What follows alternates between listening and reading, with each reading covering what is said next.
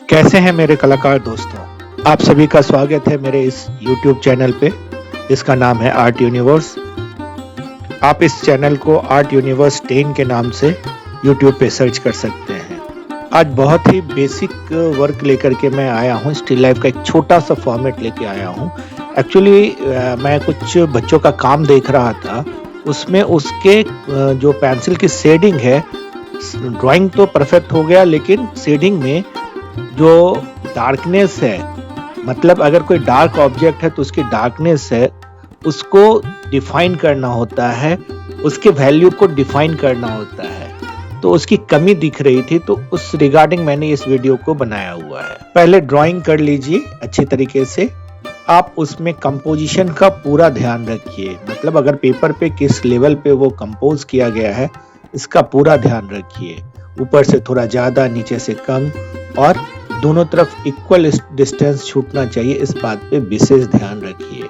Drawing करते समय इस तरीके के पॉट का और इस तरीके के ऑब्जेक्ट का आप सिमेट्रिक वैल्यू देखिए कि उसमें सिमेट्रिकल वो प्रॉपर है या नहीं है। अच्छी तरीके से ड्राइंग कर लेने के बाद आप फोकस करेंगे उसके सडन लाइट पे। आज का जो क्लास है, आज का जो वीडियो है, वो इसी को इम्पोर्टेंट देने के लिए है। इसकी इम्पोर्टेंस को ध्यान में रख करके बनाया गया है। सही से अगर आप समझें तो इसमें 2-3 ऑब्जेक्ट होने चाहिए थे अच्छे स्टिल लाइफ के लिए, लेकिन जो ऑब्जेक्ट मैं कॉर्नर में दिखा रहा हूँ वो ऑब्जेक्ट ब्लैक स्टोन का है, ब्लैक क्ले वर्क है। तो उस ब्लैक स्टोन को कैसे दिखाएंगे? एक्चुअली जब बच्चे काम करते हैं तो वो सिर्फ एक ऑब्जेक्ट को फोकस करके करते हैं और उसके डार्कनेस पे नहीं, सिर्फ सडन लाइट पे फोकस करते हैं। तो इस ऑब्जेक्ट को ड्रॉ करने का मेरा सीधा मतलब था कि अगर कोई डार्क ऑब्जेक्ट है तो उसकी वैल्यू को कैसे दिखाएं, उसके डार्कनेस की वैल्यू को कैसे दिखाएं।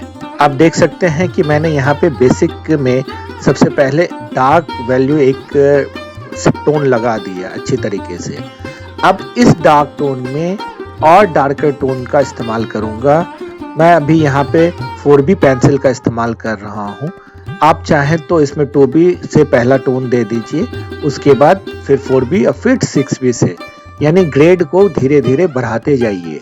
आमतौर पे बच्चे एक ही जगह पे फोकस करते हैं, एक ही ऑब्जेक्ट पे फोकस करते हैं, उसके टोनल वेरिएशन पे फोकस नहीं करते हैं, उसमें कहाँ पे कितना शेड हो रहा है, सिर्फ इस पे फोकस करते हैं। लेकिन ऑब्जेक्ट के जो कलर है, ऑब्जेक्ट की जो कलर वैल्यू है, उस पे भी फोकस करनी है। अगर कोई ऑब्जेक्ट वाइट है तो उसके वाइट में लाइट टोन से ही हमें ऑब्जेक्ट को डिफाइन करना होता है, ऑब्जेक्ट को दिखाना होता है। अगर कोई लाइट कलर है तो उसको लाइट में ही ऑब्जेक्ट को दिखाइए, अदरवाइज उसका जो मजा है, अगर 2 ऑब्जेक्ट है, एक लाइट में है और एक डार्क ऑब्जेक्ट है, तो दोनों का टोनल वेरिएशन आपको दिखाना होता है स्टिल लाइफ में।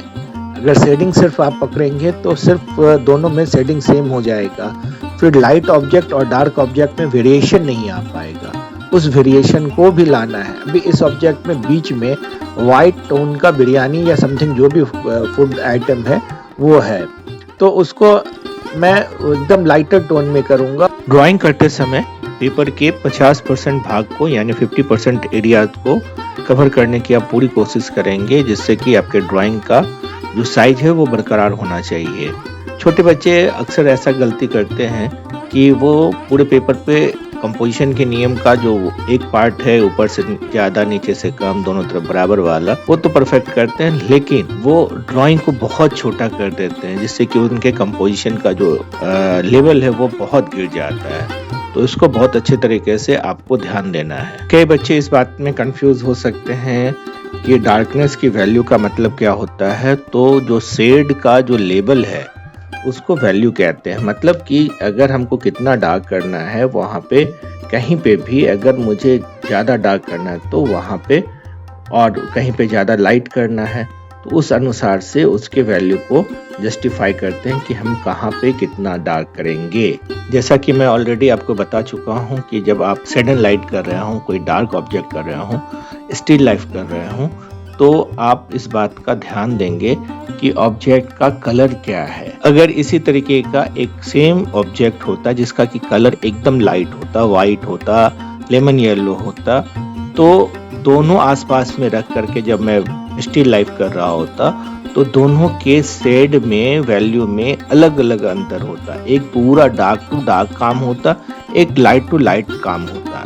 जैसे कि अगर सफेद पेपर पे या सफेद कपड़े पे एक सफेद अंडा रख दिया जाए या सफेद ऑब्जेक्ट रख दिया जाए तो उसमें जो लाइट का डेंसिटी होगा, जो शेड की डेंसिटी होगी वो बहुत कम होगी। उसी तरीके से जब डार्कर टोन पे हमारा काम होगा तो उसकी जो शेड की डेंसिटी होगी वो बहुत डार्कर होगा। जहाँ जहाँ भी जितना जितना डार्क होना है उतना करने के बाद आप इसके फाइनल लुक की तरफ बढ़ते हैं।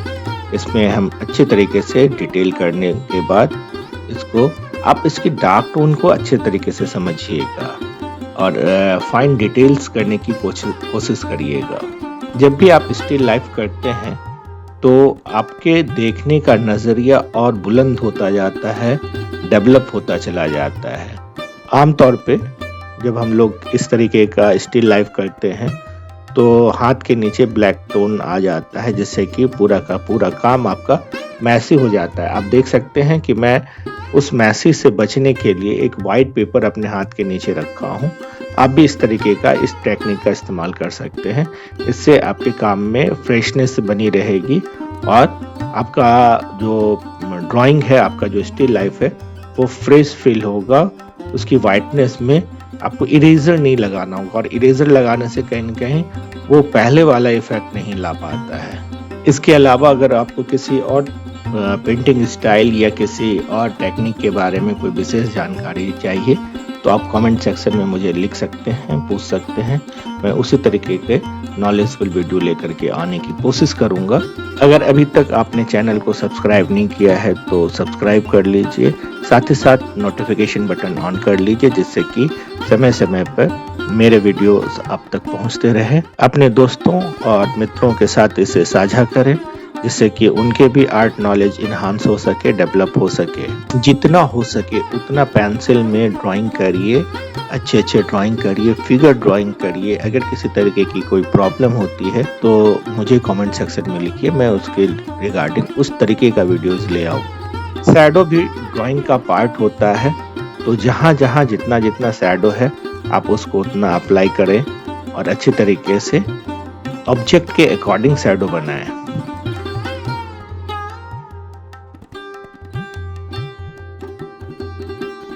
इस तरीके से ये स्टिल लाइफ बन के हो गया है तैयार।